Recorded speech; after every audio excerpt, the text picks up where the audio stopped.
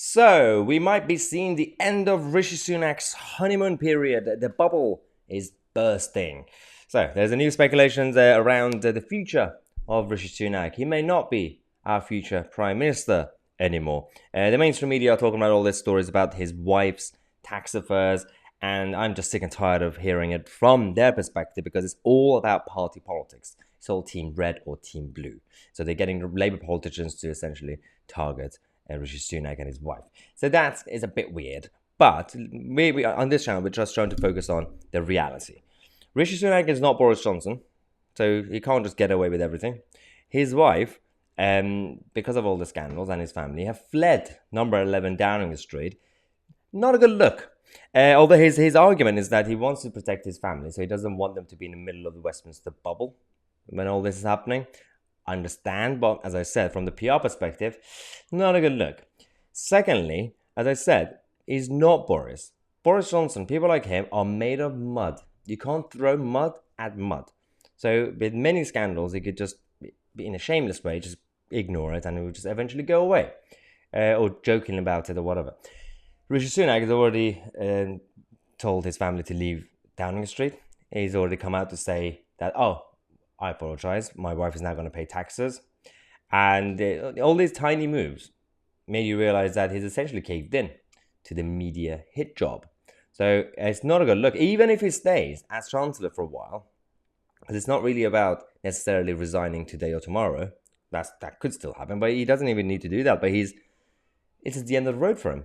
He's not going to be strong enough to be able to run for Tory leadership and become Prime Minister, because these people, as I said, he's not someone like Boris Johnson. You can't just do things like that. On the other hand, let's focus on the mainstream media and the Labour Party. All these weirdos who come out, like Jess Phillips.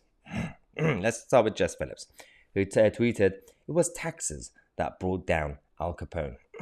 Okay, if you're going to make it partly political, but also at this point, it's almost fictional, because Al Capone, there's a difference between tax evasion and tax avoidance.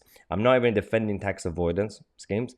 I'm just saying that on a legal ground, it is legal. And it's morally wrong for a chancellor, a rich chancellor, to be out of touch and to do things like this. But it's not illegal. You can't arrest him. So Al Capone was arrested. So these people don't even know their history. And they try to make things, it's the age of social media. Everything has to be entertaining and everything has to be fun. And it doesn't really help the fact that if they had backed down a little bit, the mainstream media and the Labour Party, Rishi Sunak might have resigned by now. But the more they've continued with the hit job, the more they are turning him into a victim accidentally. Now, he's written a letter to the Prime Minister, Rishi, saying, given the recent speculation surrounding my declarations, I would like to ask the independent advisor on ministers' interests to review the various declarations of interest that I have made since first being appointed as minister, and to reach his own judgment as to whether all my interests were properly declared. So he's trying to essentially to do a bit of a plaster, sort it out, so he could survive as Chancellor. He's not going to be able to become the next Prime Minister. This is my prediction or my view. But the way things are going, the media are going to be overplaying their hand as usual, because this is a very important issue.